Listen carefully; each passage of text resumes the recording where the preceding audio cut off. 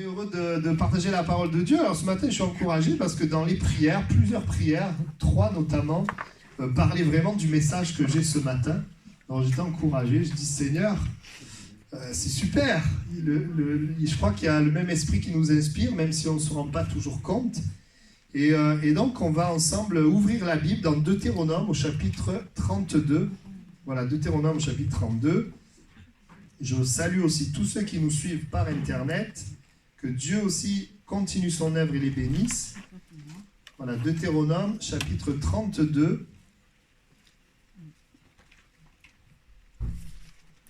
Et nous allons lire le verset 4.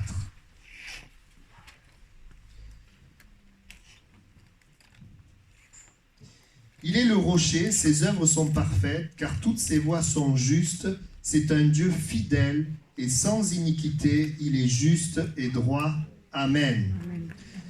Voilà, je voudrais particulièrement ce matin parler de la fidélité de Dieu. Nous avons un Dieu qui est fidèle. Et ce message de ce matin est une parole importante, surtout dans les temps qu'on vit. Dans des temps d'incertitude. Dans des temps où les choses changent si vite. Dans un temps de difficulté, où qu'on le veuille ou pas, quand même les ténèbres s'épaississent.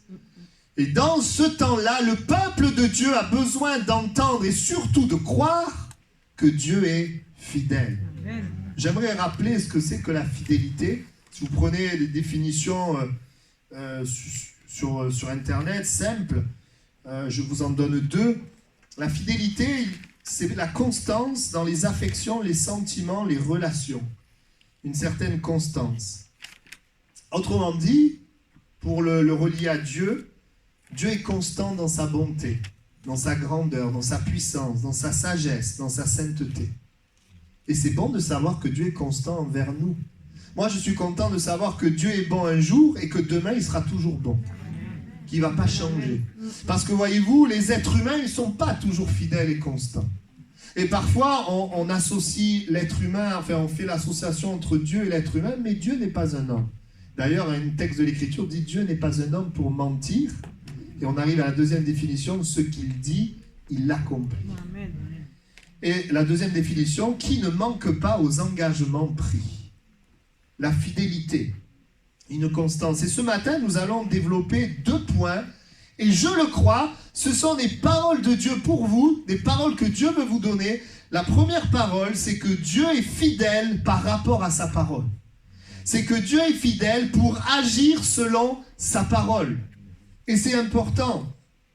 Dans un monde où la parole des hommes n'est pas toujours fiable, je me rappelle, lorsque j'étais au collège, on avait un garçon, je l'ai déjà raconté, mais pour ceux qui ne l'ont pas entendu, il y avait un garçon, il nous promettait monts et merveilles. À chaque fois, il amenait quelques trucs, et puis il disait, si tu me donnes ça, je te donnerai ça, je ferai ça. Et tout le monde venait le voir. Il y avait du monde autour de lui, jusqu'à ce que les jeunes se rendent compte qu'il ne tenait pas parole. Et au bout d'un temps, il n'y avait plus personne autour de lui. Et même les gens disaient, lui, il dit ça, mais n'y va pas, il ment, il ne tient pas sa parole.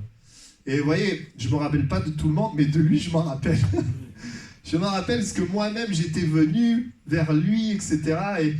Et c'est vrai, les hommes peuvent promettre des choses, dire des choses, mais ils ne tiennent pas forcément parole. Alors, vous savez ce que dit la Bible, Proverbe 20, verset 6 ? Beaucoup de gens proclament leur bonté, mais un homme fidèle, qui le trouvera ? Un homme fidèle, qui le trouvera ? Autrement dit, qui trouvera la fidélité dans la vie d'un être humain ? C'est quelque chose de rare.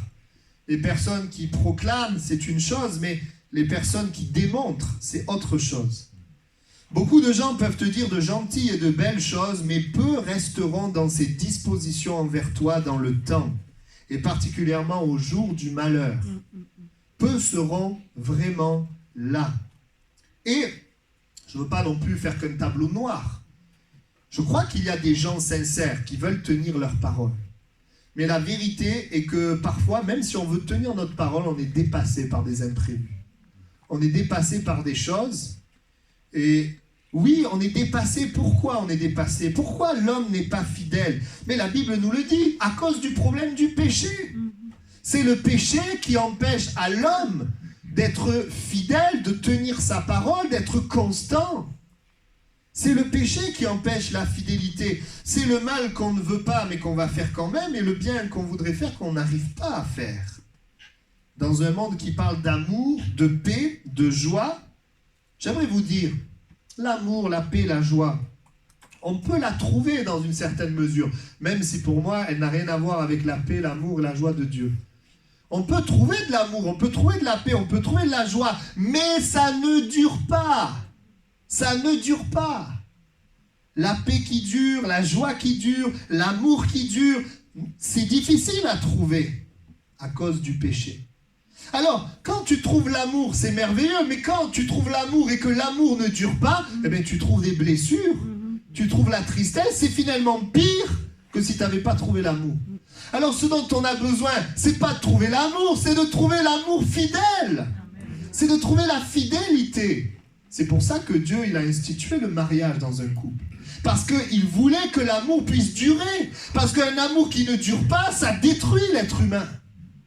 Alors Dieu a conçu les choses de telle manière à ce que l'homme puisse être heureux. Et il y a aussi un verset dans la parole qui me parlait, dans le Proverbe 29, verset 14. Il est dit, « Un roi qui juge fidèlement les pauvres aura son trône affermi pour toujours. » Il y a un lien dans ce texte entre la fidélité et l'affermissement. C'est-à-dire que quand il y a fidélité, les choses sont affermies, les choses sont fermes, les choses sont fortes. Et quand il n'y a pas fidélité, les choses sont détruites. Et nous le savons, l'amour infidèle, il se brise, il se détruit. Tandis que l'amour fidèle, il devient plus fort. Il devient plus ferme, il devient plus fort. Voilà pourquoi nous avons besoin, non pas de trouver juste l'amour, mais de trouver ce qui va permettre à l'amour de durer. De trouver la fidélité. Et la fidélité, ce n'est pas un scoop, elle se trouve en Dieu. Parce que Dieu est fidèle. Il est fidèle. Il y a ce verset de la parole, Matthieu chapitre 7, verset 24, où il est écrit, c'est pourquoi quiconque entend ces paroles que je dis et les met en pratique, les paroles de Jésus, les paroles de Dieu, sera semblable à un homme prudent qui a bâti sa maison sur le roc. Regardez, c'est intéressant, il est écrit, celui qui agit selon la parole de Dieu, il sera affermi, solide, ferme, comme un roc. Pourquoi? Mais parce que Dieu est fidèle, parce que la parole de Dieu, elle est vraie. Parce qu'elle est véritable. La parole de Dieu est vraie, solide, puissante. Il n'y a rien de plus solide et puissant que ce que Dieu dit. Et si ce matin, tu apprends à vivre ta vie, non pas selon ce que tu penses, ou ce que les gens pensent, ou ce que les gens disent, mais si tu vis ta vie selon ce que Dieu dit, tu seras affermi, Amen. Tu seras fort, tu seras puissant. Amen. Et je vous le dis, ce n'est pas facile de vivre notre vie sur la parole parce que ça demande de la foi. Le diable vient te dire, mais ça ne sert à rien. Tu crois, mais tu ne vois rien. Le diable voudrait que tu vives ta vie en fonction de ce que tu vois. Mais la parole de Dieu, ce que Dieu dit, que peut-être tu ne vois pas, est plus ferme, plus solide, plus fiable que ce que tu vois. Et ça, c'est important pour nous. Et nous allons ce matin avoir un exemple. Nous allons prendre un exemple de la parole de Dieu. Tout d'abord pour voir ce premier point, que Dieu est fidèle à sa parole. Je vous rappelle donc ce verset que j'ai cité tout à l'heure, que j'ai plutôt paraphrasé, mais là je vais le citer, Nombre 23, 19. Dieu n'est point un homme pour mentir, ni fils d'un homme pour se repentir. Ce qu'il a dit ne le fera-t-il pas? Ce qu'il a déclaré ne l'exécutera-t-il pas? Amen. Un Dieu digne de confiance. Proverbe 14, 5 nous dit, un témoin fidèle ne ment pas. Et j'aimerais vous dire, la fidélité ne ment pas. Quand Dieu dit qu'il est fidèle, la parole de Dieu nous dit qu'il est fidèle, Dieu ne ment pas, mais il dit la vérité. Le principal travail du diable est de discréditer la parole de Dieu et de l'attaquer, car il sait le pouvoir de cette parole. Car il sait le pouvoir des paroles de Dieu. Alors nous allons ensemble voir un exemple dans 1 Samuel au chapitre 16 et au verset 1er. L'Éternel dit à Samuel, « Quand cesseras-tu de pleurer sur Saül? Je l'ai rejeté, afin qu'il ne règne plus sur Israël. Remplis ta corne d'huile et va. Je t'enverrai chez Isaïe, Bethléemite, car j'ai vu parmi ses fils celui que je désire pour roi. Puis Samuel dit à Isaïe, sont-ce là tous tes fils? Il répondit, il reste encore le plus jeune. Verset 11, pardon, j'ai sauté, excusez-moi. Il reste encore le plus jeune, mais il fait paître les brebis. Alors Samuel dit à Isaïe, envoie-le chercher, car nous ne nous placerons pas avant qu'il soit venu ici. Isaïe l'envoya chercher, or il était blond avec de beaux yeux, une belle figure. L'Éternel dit à Samuel, lève-toi, oins-le, car c'est lui. Samuel prit la corne d'huile, éloigné au milieu de ses frères. L'Esprit de l'Éternel saisit David à partir de ce jour et dans la suite. Samuel se leva et s'en alla à Rama. Dans ce texte, qu'est-ce qui se passe?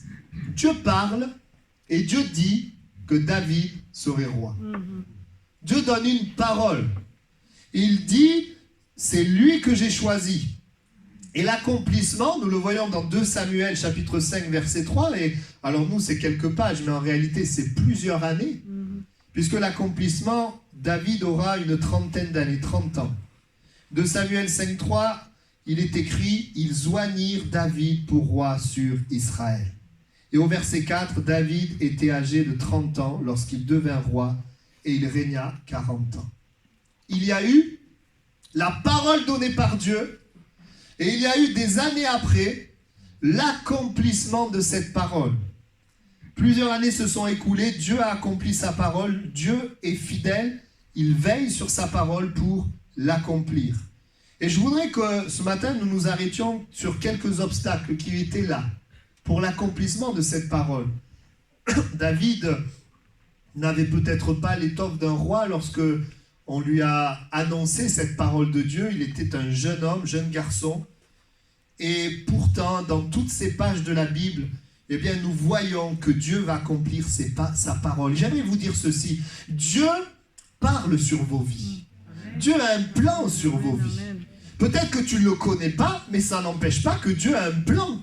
Moi, quand j'avais le bébé dans le ventre de ma femme, j'avais des désirs, des plans pour mon enfant, même s'il ne les connaissait pas. Dieu a un plan pour chacun d'entre nous. C'est pour ça que tu as besoin de venir à Jésus, d'être réconcilié avec Dieu pour découvrir ce que Dieu a pour toi. Et puis c'est vrai que Dieu ne nous donne pas tout, ne nous explique pas tout. Nous marchons par la foi et au fur et à mesure de notre vie, Dieu nous éclaire et se révèle. Il y avait vraiment un plan que Dieu avait prévu pour David. Et quand on parle de la royauté, ce n'était pas juste pour l'élever, mais c'était aussi pour prendre soin du peuple de Dieu. Comme Dieu, le plan de Dieu est non seulement de nous bénir, mais de faire de nous des sources de bénédiction. Mais on voit qu'il va y avoir bien des obstacles qui vont essayer d'arrêter la parole de Dieu. Et peut-être tu m'écoutes ce matin, peut-être Dieu t'a parlé dans le passé, alors souvent certains, Dieu leur parle dans le temps de leur conversion, et puis après on a l'impression de se retrouver dans une sorte de désert, où au lieu de se rapprocher de la parole, on a l'impression qu'on s'en éloigne. Je ne sais pas si ça vous l'a fait, moi ça me l'a fait. Et j'aimerais te dire que quelles que soient tes impressions, quels que soient les obstacles, Dieu veille sur sa parole pour l'accomplir. Quand tu pries pour les membres de ta famille, Dieu agit, Dieu parle. Il parle à ton cœur et il agit, il travaille et il accomplit sa parole. Je me rappelle de cet homme qui a prié 60 ans pour la conversion de son ami. Et je crois qu'il est mort et je crois que c'est à ses obsèques que son ami s'est converti. Il ne l'a même pas vu. Mais Dieu a veillé sur sa parole pour l'accomplir. Et sa prière a eu un effet puissant. Premier obstacle qu'on voit, l'obstacle de la famille, puisque dès le départ, la parole de Dieu ne correspond pas du tout à ce que la famille pense. Elle ne correspond pas du tout à ce que le père de David pense. Dieu dit c'est lui le roi. Pour le père, quand il a appris que Samuel venait pour choisir, il n'a même pas pensé à appeler David. Il a amené ses autres fils qui étaient grands, forts. Et c'est sûr que quand même Dieu a choisi David, il a dû se poser des questions. David n'avait pas sa famille pour lui. Combien d'entre nous, Dieu fait des promesses et trouve de l'opposition dans leur propre famille? Mais j'aimerais te dire, tu n'as pas à lutter contre ta famille. Parce que ce sont des choses spirituelles. Que parfois, et le père ne pouvait pas concevoir, saisir. Peut-être s'il avait été près de Dieu, il l'aurait saisi. Mais il y a des choses comme ça et le diable voudrait qu'on rentre en conflit. Mais ce n'est pas le but. On n'est pas là pour rentrer en conflit. Mais on est là pour croire ce que Dieu dit, malgré peut-être les membres de ma famille, ceux que j'aime le plus, qui m'aiment le plus. Même si je les aime, ils m'aiment.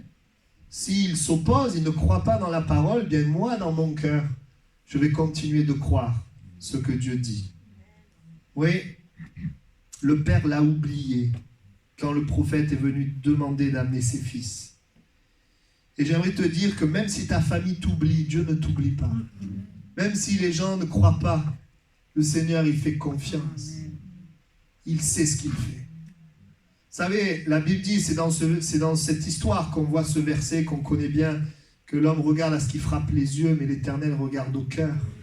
Le monde cherche des héros, Dieu cherche des cœurs malléables. C'est pour ça que parfois, quand il trouve un cœur malléable, ce n'est pas un héros en général. Parce que le cœur malléable reconnaît son besoin de Dieu.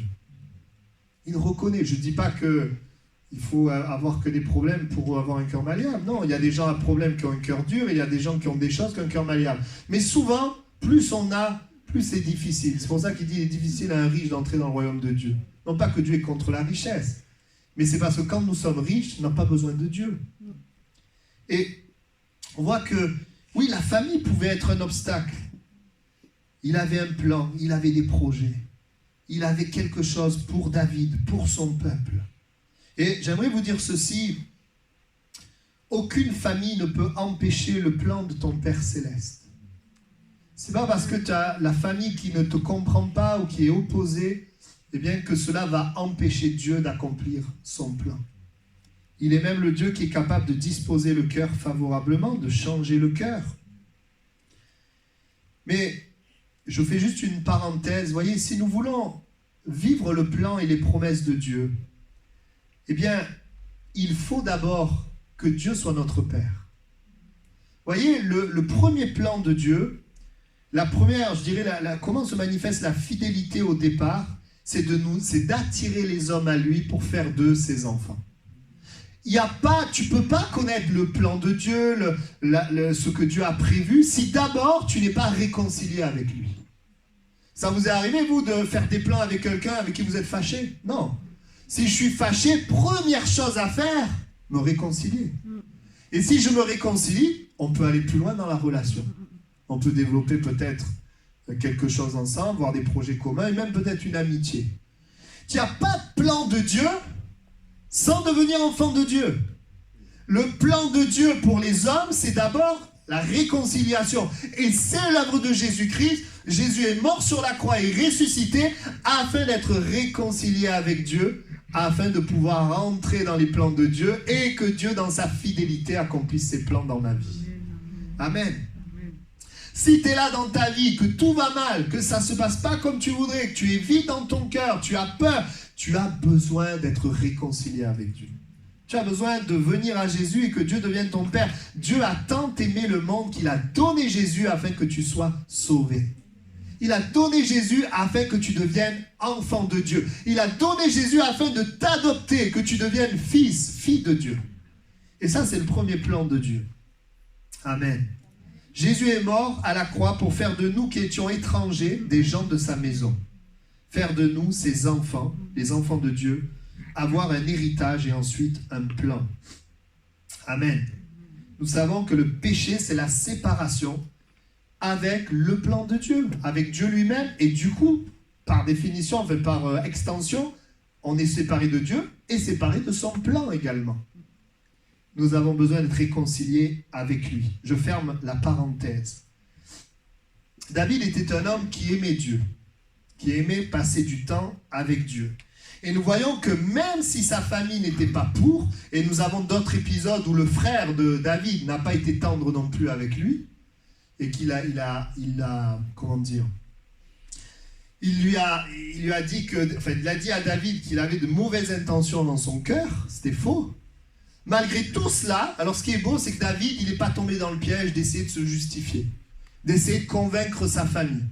Non, il a cherché plutôt à connaître Dieu. Et en cherchant à connaître Dieu, vous savez, c'est pas forcément écrit ça, mais quand David est devenu roi, je pense que ça a dû parler à sa famille. Quand ils ont vu Dieu avec David, ça a dû parler. Laisse le Seigneur faire les choses pour les convaincre plutôt que d'essayer toi-même de changer les choses. Au travers de ça aussi, Dieu nous apprend la patience. Même si je vous l'accorde, c'est pas toujours drôle. C'est pas toujours facile. Mais il nous donne sa force. Ça, c'est le premier obstacle. Le deuxième obstacle que David va rencontrer, c'est qu'il va avoir vraiment quelqu'un opposé à lui.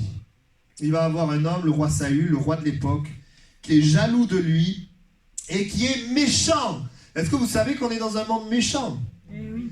Alors bien sûr, je ne dis pas qu'il n'y a que de la méchanceté. Les gens, ils peuvent avoir une certaine bonté, mais vous savez, à partir du moment où on est séparé de Dieu, eh bien forcément, il y a un accès un accès au diable, et évidemment, le fruit, c'est très souvent de la méchanceté. Alors peut-être pas comme Saül en est arrivé, parce que Saül, il s'est endurci. Peut-être pas au point de Saül, il s'est endurci, il est devenu donc jaloux, méchant, et il a voulu tuer David. Il a poursuivi David pour le tuer. Malgré le fait que Saül le poursuivait pour le tuer, Dieu était fidèle. Et vous savez comment elle se manifestait, la fidélité de Dieu? Dieu l'a protégé. Dieu l'a protégé. Et Saül ne pouvait pas tuer David parce que Dieu avait parlé sur David. Les gens qui sont contre toi, qui sont opposés à toi, ils ne peuvent pas te tuer parce que Dieu a parlé. Amen, amen. Alors c'est la question, c'est est-ce que Dieu t'a parlé? Est-ce que tu es enfant de Dieu? Il y a cette réalité qui est là. Parfois, les personnes, alors je le répète, on ne lutte pas contre la chair et le sang. Ce ne sont pas les gens qui sont nos ennemis. Mais nous savons que le combat est spirituel. Et que le diable veut utiliser les personnes pour nous décourager, pour nous détruire. Et donc, il peut y avoir, oui, la jalousie, l'opposition, la méchanceté. Il a poursuivi David. Il l'a poursuivi. Mais Dieu, c'est ça qui est fort, c'est que Dieu a livré Saül à David. David, par 2 fois, il pouvait tuer Saül. Mais il ne l'a pas fait. Il n'a pas porté la main sur loin de l'Éternel. Nous voyons quoi? Nous voyons que Dieu est fidèle. Voyons que Dieu est avec lui. Et toi qui es en train de m'écouter et qui rencontres dans le travail, dans ta vie, des personnes qui sont contre toi, j'aimerais te dire que Dieu est fidèle. Amen. Et qu'il va te garder, te protéger. Est-ce qu'il a souffert? Oui, il a souffert. Est-ce qu'il a connu la peur? Oui, il a connu la peur. Il était humain comme vous et moi. Mais il est resté confiant en l'Éternel. Il y a, oui, parfois des obstacles qui sont là contre nous. Les gens qui s'opposent à nous sans raison. Et en tant que pasteur, je suis bien placé pour le dire, parce que quand je parle avec les uns et les autres, quand on parle du monde du travail, eh bien oui, au milieu de nous, il y en a qui vivent des choses difficiles. Parfois, tu as une personne, elle te prend en grippe. C'est pas pourquoi, hein, c'est spirituel. Elle est contre toi. Et il faut toute la grâce de Dieu pour arriver à rester maître de nous-mêmes, à nous en remettre à Dieu, à ne pas se faire justice soi-même, à faire confiance à Dieu, à dire les choses quand il faut les dire, mais à savoir aussi le faire dans la douceur, à être patient quand malgré la douceur, malgré le fait de dire les choses ne changent pas. C'était le cas pour David.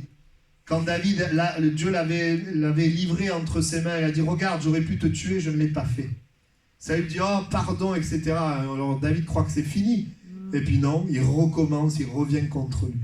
C'est pas facile, mais Dieu est fidèle. Amen. Et ce matin, je veux que dans ton cœur, tu entendes cette parole par rapport à ce que tu vis, ce que tu traverses. Que tu saches que Dieu est fidèle. Amen. Ce qu'il a dit, il l'accomplit. Et puis, obstacle de la famille, obstacle de l'ennemi, de Saül, et obstacle aussi des erreurs de David. C'est peut-être l'obstacle le plus, ce qui nous détruit le plus, c'est nos propres erreurs, nos propres péchés, nos propres égarements. Je ne parle pas d'un état, mais des moments où nous ne faisons pas ce que Dieu attend de nous, ce qu'il faudrait faire. Et c'est beau de savoir que Dieu a fait de David un roi, même si David n'a pas toujours été parfait. Il a eu des moments d'égarement et dans ces moments-là, Dieu lui est resté fidèle. La Bible dit que si nous sommes infidèles, lui demeure fidèle. Ce n'est pas bien sûr un prétexte pour être infidèle. On veut être fidèle. Mais si nous sommes infidèles, Dieu demeure fidèle. Amen. Nous voyons dans 1 Samuel 27:1, j'ai eu déjà l'occasion d'en parler, mais je voudrais le développer un peu plus ce matin. Lorsque David est en train de fuir devant Saül et que par 2 fois, eh bien, Dieu permet que finalement Saül soit à la merci de David. Eh bien, il est dit que David se dit en lui-même, je périrai un jour par la main de Saül. Ça, vous pensez que c'est une parole de Dieu, ça, une parole de foi? Non, Dieu est fidèle, mais on le comprend. On n'est pas à sa place. Qu'est-ce qu'on aurait dit, nous? Je périrai un jour par la main de Saül. Il n'y a rien de mieux pour moi que de me réfugier au pays des Philistins, chez les ennemis. Quelle drôle d'idée. Afin que Saül renonce à me chercher encore dans tout le territoire d'Israël. Ainsi, j'échapperai à sa main. Qu'est-ce que nous voyons? Eh bien, nous voyons David prendre une décision qui est une mauvaise décision. Alors, on ne lui jette pas la pierre parce que les mauvaises décisions, souvent, on les prend quand il y a une grosse pression. Vous savez, si vous êtes dans le feu, la seule chose que vous avez envie, c'est sortir du feu. Et dans ce moment-là, il va prendre la décision de partir, alors que dans 1 Samuel 22:5, Dieu avait dit à David de rester en Juda. Le prophète Gad dit à David, ne reste pas dans la forteresse, va-t'en et entre dans le pays de Juda.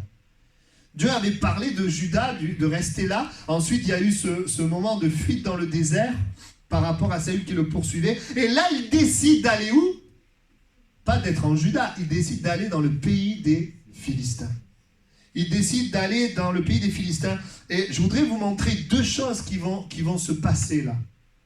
Et ça, c'est quand toi, tu vis des choses difficiles et que plutôt que de te confier en Dieu, tu décides de prendre tes propres chemins, de faire tes propres choix. En fait, il agit selon ses raisonnements. Il se dit, là-bas, je serai tranquille, il ne viendra pas. C'est un raisonnement humain qui pour lui est peut-être bon, mais si nous vivons selon nos raisonnements humains, on va le voir, on va avoir des problèmes. Il vaut mieux être dans un lieu difficile avec Dieu qu'un lieu confortable sans Dieu. Maintenant, rassurez-vous, il y a aussi des moments confortables avec Dieu. Mais il arrive qu'il y ait des moments difficiles, mais où Dieu est toujours avec nous. Et donc, qu'est-ce qui va se passer?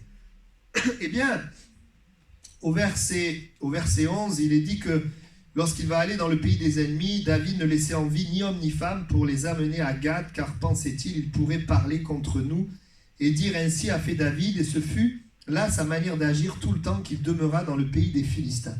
En fait, il va entrer en contact avec un homme, donc des Philistins, et puis il va en fait commencer à mentir.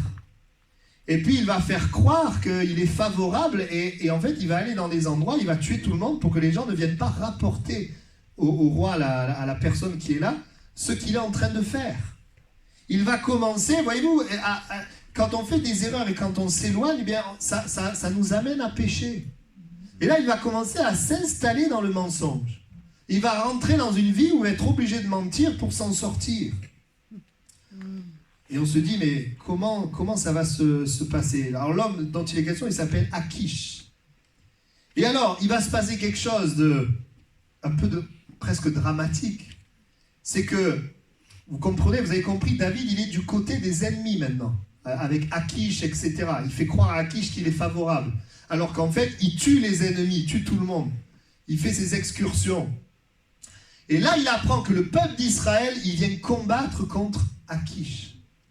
Et lui, il est du côté des ennemis. Et il est comme coincé. Il est coincé parce qu'il a fait croire aux ennemis qu'il est avec eux. Donc maintenant, qu'est-ce qu'il va faire? Eh bien, il va devoir aller combattre son propre peuple. Et s'il ne va pas combattre son propre peuple, eh bien là, on va dire, t'es un traître, en fait. Donc, il est coincé. Mais la fidélité de Dieu. Alors, la fidélité de Dieu, c'est extraordinaire. Dieu va intervenir. Et vous savez comment Dieu va intervenir? Regardez, c'est fort, hein, Samuel 29, verset 4. Les propres ennemis, les princes des Philistins, s'irritèrent contre Akish et lui dirent, renvoie cet homme et qu'il retourne dans le lieu où tu l'as établi, qu'il ne descende pas avec nous sur le champ de bataille afin qu'il ne soit pas pour nous un ennemi pendant le combat. Comment cet homme rentrerait-il en grâce auprès de son maître si ce n'est au moyen des têtes de nos gens? Autrement dit, ce sont les propres ennemis qui vont dire à Akish, renvoie David. Et David, il est bien content d'être renvoyé. La fidélité de Dieu malgré nos erreurs.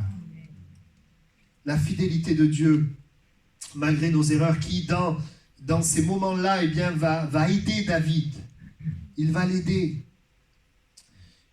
Maintenant, j'aimerais vous dire ceci. Chaque fois que nous nous éloignons, nous péchons, Dieu est fidèle, mais il y a des souffrances. Il faut qu'on nous le sachions.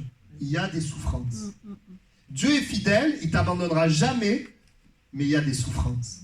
Et il va souffrir pourquoi? Alors maintenant, je vais parler du deuxième aspect de ce départ. Lorsqu'il est parti, il nous est écrit que Akish, il va donner à David Tsiklag. On trouve au verset 6, alors je ne sais plus de quel chapitre, je crois que c'est le chapitre 27. Ce même jour, Akish lui donna Tsiklag. On voit que quand il va partir, l'ennemi va lui donner un lieu tranquille, Tsiklag. Mais le lieu tranquille donné par l'ennemi finit par ne plus être tranquille. Il n'y a pas de tranquillité quand tu ne te confies pas en Dieu, même si ça en a l'apparence. Combien j'ai vu des gens, le Seigneur veut faire un travail et on s'enfuit. Par exemple, dans l'église, problème dans l'église, et au lieu de régler le problème, je vais dans une autre église. Et tiens, là, dans l'autre église, je rencontre le même problème. Pourquoi? Parce que le problème, il est en toi. Ce n'est pas l'église. Il y a ce moment où on lui donne Tsiklag, et regardez 1 Samuel 30, verset 1 à 2, lorsque David arriva le 3e jour à Tsiklag avec ses gens, les Amalécites avaient fait une invasion dans le Midi à Tsiklag, ils avaient détruit et brûlé Tsiklag, ils avaient fait prisonnier les femmes et tous ceux qui s'y trouvaient, petits et grands. Ils n'avaient tué personne, mais ils avaient tout emmené et s'étaient remis en route. Le lieu tranquille est devenu le lieu de confusion, parce que c'était le fruit de l'erreur de David. Et j'aimerais te dire, il n'y a rien de plus fiable que de vivre selon la parole. Amen. Si tu vis selon tes raisonnements, même si ça a l'air bien, même si ça a l'air correct, même si ça a l'air d'être un bon choix, eh bien c'est dangereux. J'ai connu quelqu'un qui me demandait, qu'est-ce que vous pensez? On me demandait, qu'est-ce que vous pensez de la crypto-monnaie, etc. Et j'ai répondu un peu à côté. J'ai dit, ce qui compte, c'est la motivation de ton cœur. Pourquoi tu veux t'enrichir? Qu'est-ce que tu veux au fond de ton cœur? Vous voyez, ce qui est important, c'est finalement à quoi notre cœur est attaché. Parce que la Bible dit que celui qui veut s'enrichir, il tombe dans des désirs pernicieux, dans toutes sortes de problèmes. Il y a, c'est vrai, la parole de Dieu qui nous montre le chemin. Et voici que David se retrouve, alors qu'il était dans un lieu tranquille, eh bien, on vient prendre femme, enfant, et pour couronner le tout, les hommes de David se retournent contre lui. Je pense que c'est un des épisodes les pires de David, les plus difficiles à vivre. Et j'aimerais faire une parenthèse, cet épisode-là n'était pas forcément voulu par Dieu. C'était le fruit du fait d'être parti dans le pays des Philistins. Mais est-ce que pour cela, alors parce qu'on est parti, on s'est planté, que Dieu nous abandonne? Non, Dieu est fidèle. Amen. Il ne nous abandonne pas. Oui, Dieu est fidèle, mais il a fallu quand même que David, il s'appuie sur l'Éternel. Et à ce moment-là, ça aurait pu être dramatique pour David. Il aurait pu, je ne sais pas moi, partir en désespoir et puis dire, tuez-moi, et puis tout est fini et c'est terminé. C'est pour ça qu'on parlera dans le deuxième point que oui, Dieu veille sur sa parole pour l'accomplir, mais que Dieu va veiller à ce que nous gardions la foi. Parce qu'il faut qu'il y ait la foi pour que Dieu accomplisse ses promesses. Et donc à ce moment-là, il va s'appuyer sur Dieu et Dieu va dire, poursuis, tu gagneras et tu ramèneras. Il va s'appuyer sur Dieu et Dieu va être avec lui. Et ils vont tout ramener. Gloire à Dieu. Dieu va être fidèle pour accomplir sa promesse malgré ses erreurs. Et moi, ça m'encourage de savoir que même si on s'est éloigné, oui, il y a la souffrance qui est là, mais le Seigneur est celui qui a une porte de sortie. Amen. Il est celui qui est fidèle.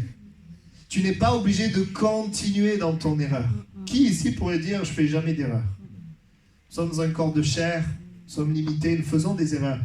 Mais nous avons besoin de croire que nous sommes morts avec lui, nous sommes nouvelle création pour lui. Et donc nous avons besoin de vivre notre vie pour lui, selon la parole. C'est le meilleur chemin pour éviter certaines souffrances. On n'évitera pas celles à cause du nom de Jésus, mais on évitera celles à cause du péché.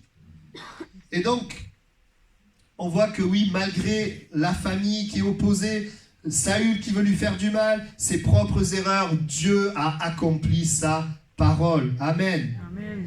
Alors là, on parle d'une parole qui est une promesse. Dieu dit, je te ferai roi, il fait roi. Mais la parole de Dieu, ce n'est pas que des promesses. La parole de Dieu, c'est aussi des directives. La parole de Dieu nous dit, si tu fais ça, il y aura ça. On récolte ce qu'on sème. Si tu marches dans cette direction, tu auras ça. Je vous donne un exemple. Dieu est bon, on prie, il manifeste sa bonté, c'est merveilleux. Mais la Bible dit que si tu critiques les gens, que tu es méchant avec les gens seront méchants avec toi. Donc, c'est pas que Dieu est pas bon, c'est qu'en fait, si tu vis selon tes propres pensées et pas selon la parole, tu récoltes le fruit de tes propres pensées. La Bible le dit, il y a des choses dans la parole qui sont très claires. La Bible nous montre que, oui, la parole de Dieu, c'est une parole vraie que Dieu confirme. Et il y a des directives, il y a des choses qui nous sont données. Je vous donne un autre exemple. La parole de Dieu dit que Dieu, il guérit ceux qui sont malades. Jésus, il est mort sur la croix pour pouvoir nous guérir. Et ça, c'est merveilleux de savoir que le Seigneur, il guérit les malades. Mais la parole de Dieu, la même parole dit qu'il peut y avoir au milieu de nous des gens qui sont malades parce qu'ils le méprisent. Ils prennent la Sainte Seine indignement, ils méprisent la parole de Dieu. Et donc, la même parole nous dit que oui, Dieu veut guérir, mais que notre attitude de cœur peut amener une maladie. Peut permettre à l'ennemi de nous toucher. Et c'est pour ça qu'en tant qu'enfant de Dieu, nous avons besoin de considérer toute la parole, les promesses, mais aussi les directives. Je peux faire une promesse à mon enfant en lui disant, voilà, tu réussiras et tu seras ça. Mais alors à ce moment-là, il faudra des directives, il faudra que tu travailles. Nous devons prendre toute la parole. Et la parole de Dieu, elle est là pourquoi? Pour la vie. Elle nous donne la vie. Amen. Je vois le temps qui passe. J'aimerais parler du deuxième point. Dieu est fidèle pour accomplir sa parole par rapport à sa parole. Le deuxième point, c'est Dieu est fidèle par rapport aux croyants pour nous ramener dans la foi. Dieu est fidèle par rapport à nous pour nous ramener dans la foi.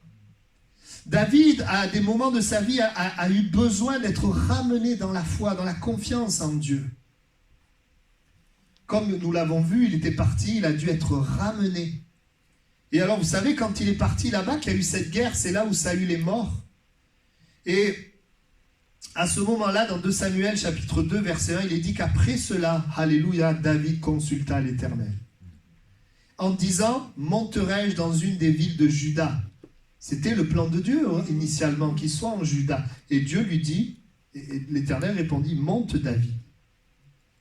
L'Éternel dit, oui, tu vas aller à Hébron. Dieu va le ramener dans sa volonté. Et c'est juste après ça que la promesse de Dieu, elle s'accomplit. Et il y a des moments où Dieu veut nous ramener sur le chemin de la foi. Moi, quand j'étais jeune, j'étais converti, je pensais que quand je me plantais, Dieu partait. Quand je me trompais, l'Esprit se retirait. Mais ce n'est pas ce que la Bible dit. La Bible dit qu'au contraire, l'Esprit nous aide dans nos faiblesses. Quand tu te trompes, l'Esprit, au contraire, se manifeste. Il te parle d'une manière ou d'une autre. Il te parle par la conscience, par ton cœur, par une prophétie, par l'Église, par une prédication, par ta lecture. Mais il te parle parce qu'il te ramène dans la foi. Pourquoi il fait ça? Parce que Dieu est fidèle. Dieu est fidèle, donc il voit. On a tous des moments où on s'égare. Et plutôt que de nous laisser nous égarer, on parle. Dieu nous parle et nous ramène. Moi, je me souviens de ma petite Ketsia, quand je la vois courir et que c'est en pente, j'ai dit, arrête de courir. Pourquoi? Parce que je veux lui éviter de tomber. Je sais qu'elle est petite et qu'avec la pente, elle va tomber. Arrête de courir, tu vas tomber. Et qu'est-ce qu'elle fait? Elle continue et elle tombe. Et elle pleure. Quelle était mon intention? Mon intention était de lui éviter de pleurer. Mon intention était de la prévenir de quelque chose. De la ramener dans la bonne direction. Ici, c'était parce qu'elle était petite, de ne pas courir dans la pente. Le Seigneur, quand il nous voit, excusez-moi, courir dans la pente, il nous parle. Il nous parle. Il ne veut pas nous laisser comme cela. Et sa fidélité est de nous ramener dans la foi. Parce que Dieu a choisi le moyen de la foi pour que nous entrions dans les promesses de Dieu. Nous avons besoin de rester confiants en Dieu pour que ses promesses s'accomplissent. Il est dit, Hébreux 6,12, que vous ne vous relâchiez point et que vous imitiez ceux qui, par la foi et la persévérance, héritent des promesses. Et je suis content de savoir que quand ça ne va pas, Dieu ne part pas, mais Dieu m'aide. Dieu t'aide. Dieu est avec toi. Et ce matin, peut-être qu'il est en train de vouloir te ramener dans le bon chemin. Si tu es sur un chemin et qu'il commence à y avoir des troubles, des souffrances, eh bien, réfléchis. Ne reste pas sur ce chemin-là. Mais laisse le Seigneur te ramener. Et nous voyons, nous avons vu David, comment il est parti dans le pays des Philistins. À cause de quoi? Des choses aussi intérieures. Qu'est-ce qui peut nous amener à sortir de la foi? C'est parfois ce que nous pouvons vivre à l'intérieur. Et qu'est-ce que David vivait à l'intérieur? La peur. La peur peut nous amener parfois à sortir. Et qu'est-ce que le Seigneur veut faire? Nous ramener dans la confiance. Et l'exemple que nous avons vu, c'est l'exemple de la peur. C'est la peur qui a amené tout ça. C'est ce que ces paroles témoignent de cela. Mais j'aimerais parler d'autres points intérieurs où le Seigneur veut nous ramener. J'aimerais parler de la tristesse, du découragement, de la dépression. Quand, vous savez, on a des moments où on a envie de tout lâcher, tout abandonner, tout plaquer. On n'a plus envie de faire d'efforts, plus envie d'aller à l'église, lire la Bible. C'est dans ces moments-là, justement, qu'il faut venir à Dieu. Et dans ces moments-là que le Seigneur, eh bien, il veut nous ramener dans la foi. Sa fidélité nous ramène dans la foi. Je voudrais vous prendre un exemple. Dans l'Écriture, il est parlé de Jacob. Et si vous regardez Jacob, Dieu lui avait dit la même chose qu'Abraham, je bénirai ta postérité. Je ne prends pas les versets, ça serait trop long, mais je vous explique un petit peu l'histoire. Et Dieu lui dit, je bénirai ta postérité. Et c'est intéressant parce qu'à un moment donné, il va faire une expérience. Il va y avoir sa femme Rachel qui va accoucher d'un enfant et sa femme va mourir. Et avant de mourir, sa femme va donner un nom à cet enfant, elle va l'appeler Benoni, qui en fait parle de la souffrance. Et Jacob, qui est un homme qui a entendu la voix de Dieu et qui a entendu Dieu lui dire « Je bénirai ta postérité », il dit « Non, il ne s'appellera pas Benoni, il s'appellera Benjamin, fils de ma droite ». Et dans cette situation, nous voyons un Jacob qui marche dans la foi de ce que Dieu dit. Et puis quelques temps après, nous savons ce qui va arriver à Joseph. Les frères vont prendre sa tunique, la baigner de sang et faire croire à leur père qu'une bête féroce l'a dévoré alors qu'en fait ils l'ont vendu en Égypte. Et là nous voyons Jacob quelque part laisser le découragement, la tristesse prendre le dessus. Alors c'est tout à fait normal d'être triste. Mais les paroles, comment c'est écrit dans la manière dont c'est écrit dans la Bible nous montre qu'il a plongé dans une sorte de découragement. Puisque l'Écriture nous dit, Genèse 37, verset 37, « Tous ses fils, toutes ses filles vinrent pour le consoler, il ne voulut recevoir aucune consolation. Et il dit, « C'est en pleurant que je descendrai vers mon fils au séjour des morts. » Et il pleurait son fils. Mais à ce moment-là, il aurait pu faire autre chose que ça. Il aurait pu crier à Dieu. Il aurait pu dire à Dieu, « Dieu, tu m'as dit que tu bénirais ma postérité. Joseph n'est-il pas ma postérité ? Seigneur, tu as dit que tu étais avec moi. Et voici la nouvelle qui m'est annoncée. Dieu n'aurait-il pas pu se révéler à lui? N'aurait-il pas pu le consoler? N'aurait-il pas pu l'aider? Peut-être même lui révéler qu'il était vivant. Mais il va plonger et plus tard il va dire que mes années ont été mauvaises.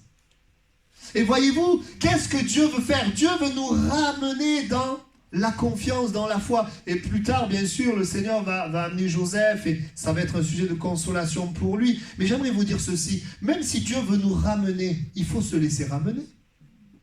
Si Dieu veut t'amener dans la foi, mais que toi tu veux rester à te plaindre, à gémir, eh bien tu vivras des années de désert, de combat, de difficultés. Ça vous est arrivé de vouloir relever quelqu'un qui est par terre? Est-ce que vous êtes d'accord qu'il faut qu'il mette du sien? C'était là tout seul. S'il est là, il ne veut pas, il reste par terre, on ne le relèvera pas. Il faut qu'il veuille se relever. Et là, la main, elle nous aide. Vous savez, Dieu, il vous tend la main, il veut vous relever. Mais est-ce que tu veux être relevé? Ou tu veux rester dans les blessures du passé? Tu veux rester dans les déceptions, rester dans les plaintes? Et je le dis, oui, si nous restons dans ces choses, les promesses de Dieu nous passeront à côté. Parce que les promesses de Dieu se font par la foi. Et notre Dieu est fidèle pour nous ramener dans la foi. Il est tout à fait capable de guérir notre cœur. Il est capable de le faire.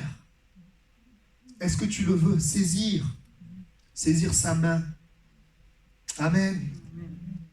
Refuser que la fin soit malheureuse. Arrêtez de croire dans une promesse lorsqu'elle s'accomplit, afin de ne pas finir avec une situation qui a un goût amer. Parce que quand nous marchons avec Dieu, la fin, ça ne doit pas être l'amertume. Non, la fin, ça doit être la gloire de Dieu. Et ce matin, peut-être que tu es enfermé dans des plaintes, dans des déceptions, peut-être tu es découragé. Le Seigneur veut te ramener sur le chemin de la foi. Vous savez pourquoi? Parce qu'il veut accomplir les promesses dans ta vie. Parce qu'il veut te bénir. Et même quand nous restons comme ça pendant des années, ça ne veut pas dire pour autant que les promesses de Dieu ne s'accomplissent pas. Ça veut dire qu'on souffre, Dieu continue de venir. Mais la Bible dit qu'à un moment donné, l'esprit de Jacob se réveilla. Et il faut que tu puisses te réveiller. Et dire non, mon fils, il dira, l'esprit va se réveiller. Il va dire, mon fils vit, j'irai. Parce qu'il y a eu quelque chose qui l'a encouragé, il a vu tous ces chars arriver. Et tu as besoin ce matin de dire non, mon Dieu est vivant. Je lui fais confiance. C'était dans les prières ce matin.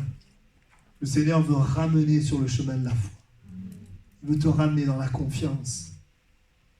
Et puis, pour reprendre l'exemple de David, ce sera mon dernier point. À un moment donné, Dieu va ramener David d'un chemin de colère et de vengeance sur lequel il s'était engagé. Il y a une histoire où il nous est raconté que David avec ses hommes vont demander à un homme de leur donner des vivres à manger. Un homme qui s'appelait Nabal. Et l'Écriture nous dit que Nabal, c'était un méchant homme qui va refuser de leur donner, alors que David et ses hommes leur avaient fait du bien. Par leur présence, ça avait amené une protection pour Nabal et sa maison. Et quand il va apprendre ça, David va se mettre dans une grande colère. Et il va décider de détruire Nabal et toute sa maison. Et là, il est en train, laissez-moi vous dire, de s'éloigner de ce que Dieu voulait. Ce n'est pas ce que Dieu voulait. Dieu ne voulait pas que David laisse l'amertume et la haine diriger ses actions. Et peut-être quelqu'un m'écoute aujourd'hui, tu es dans la haine, dans l'amertume, mais Dieu veut te ramener sur le bon chemin. Et vous savez ce que Dieu va faire? Il va susciter une femme pour le ramener sur le bon chemin. La femme même de Nabal, Abigail.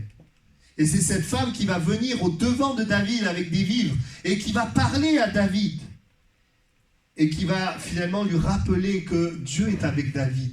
Que finalement, Dieu va affermir le règne de David. Elle-même va, c'est étonnant, mais dans ce qu'elle dit, elle va rappeler les promesses de Dieu. Je crois d'ailleurs que je l'ai noté, si j'arrive à le retrouver dans mes notes. Elle va rappeler les promesses de Dieu. Voilà, pardonne, je te prie, la faute de ta servante. Car l'Éternel fera à mon Seigneur une maison stable. Mon Seigneur soutient les guerres de l'Éternel. Dieu est avec toi. Et la méchanceté ne se trouvera jamais en toi. Et rappelle même finalement l'identité de David. Lorsque l'Éternel aura fait à mon Seigneur tout le bien qu'il t'a annoncé et qu'il t'aura établi chef sur Israël, mon Seigneur n'aura ni remords ni souffrance de cœur pour avoir répandu le sang inutilement. Vous savez, moi je crois que c'est Dieu qui a envoyé cette femme. C'est Dieu qui l'a inspirée. Et David, il va revenir de cette voie de haine et de colère. Et vous savez quoi? Dieu va faire justice à David. Parce que Nabal va mourir. Et j'aimerais vous dire que il est le Dieu qui nous, dans sa fidélité, qui nous ramène sur le chemin du pardon, sur le chemin de l'amour, sur le chemin de la justice de Dieu et de non, et pas de notre propre justice. Nous ramène dans la foi. Amen. Peut-être qu'il te ramène par ce message, par des personnes. Il te ramène. Et ce matin, alors que nous terminons ce message, eh bien, j'aimerais rappeler que Dieu est fidèle envers sa parole et Dieu est fidèle envers nous. Il est fidèle pour accomplir sa parole, mais il est fidèle aussi pour nous garder dans la foi jusqu'à la fin. Maintenant, nous avons quand même notre responsabilité de croire dans le Seigneur, de saisir sa main. Nous allons juste incliner nos têtes et prier. Dieu est fidèle et il veut le meilleur parce qu'il nous aime. Dans Proverbe 28, 20, il est dit un homme fidèle est comblé de bénédictions. Dieu est fidèle et il travaille à ce que nous soyons fidèles. Et voyez-vous, garder foi en Dieu, c'est ça, être fidèle à Dieu. Et Dieu travaille à ce que tu sois fidèle. À ce que tu ne marches pas avec Dieu un certain nombre d'années pour tout laisser, tout quitter, tout abandonner. La Bible parle d'une parabole, d'une semence qui vient en terre et à cause des pierres et de la chaleur, elle pousse mais elle sèche. Combien nous avons vu de gens suivre le Seigneur un temps et puis abandonner. Mais dans la fidélité de Dieu, il travaille à ce que nous gardions la foi, confiance jusqu'à la fin. Et ce matin, le Seigneur te dit qu'il est fidèle envers sa parole pour l'accomplir dans ta vie. Et que l'endroit le meilleur pour toi, c'est dans sa parole. Si tu rencontres des obstacles familiaux au travail, si tu as des ennemis ou tes propres erreurs qui t'accusent, eh bien cela n'empêche pas que ce que Dieu dit est vrai. Et que si tu crois dans ses promesses, tu agis selon ses directives, eh bien le Seigneur accomplit sa parole. Ce qui est vrai, ce qui est fiable, ce qui est vivant. C'est ce que Dieu dit. Et même dans les moments, comme nous l'avons vu, d'erreurs, d'échecs, de difficultés, eh bien, il est le Dieu qui nous ramène dans la foi. Il nous ramène dans la foi parce qu'il a un plan, il a des promesses. Et parce qu'il ne veut pas que tu passes à côté. Ce matin, est-ce que tu veux te laisser ramener dans la confiance? Est-ce que tu veux déposer à la croix du calvaire tout ce qui peut-être te freine dans ta marche? Que ce soit la peur, que ce soit la tristesse, que ce soit la haine, la culpabilité. Quand je priais pour ce matin, je pensais à la culpabilité qui peut tellement freiner les personnes. Le Seigneur n'est pas là avec un bâton à regarder si tu marches droit. Le Seigneur est un bon Père qui veut t'aider, te secourir. Il sait que tu ne peux pas vivre la vie chrétienne par toi-même. C'est pour ça qu'il donne son esprit pour t'aider. Il donne sa parole pour te guider, te diriger. Et c'est un appel aussi, peut-être à reconsidérer la parole de Dieu.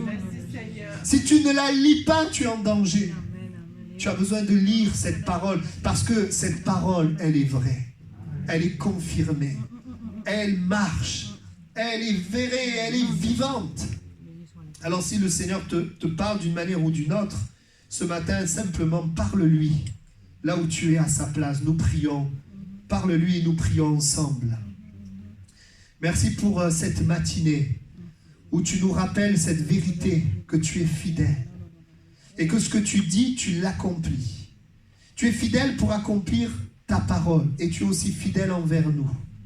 Pour, Seigneur, nous ramener sur le chemin de la foi lorsque nous nous égarons. Je te prie pour les bien-aimés qui sont là et tous ceux et celles qui ont peut-être besoin de te faire confiance à nouveau, qui ont besoin de remplir leurs pensées de ce que tu dis. Seigneur, je te prie dans cette semaine de leur parler par ta parole et de les encourager.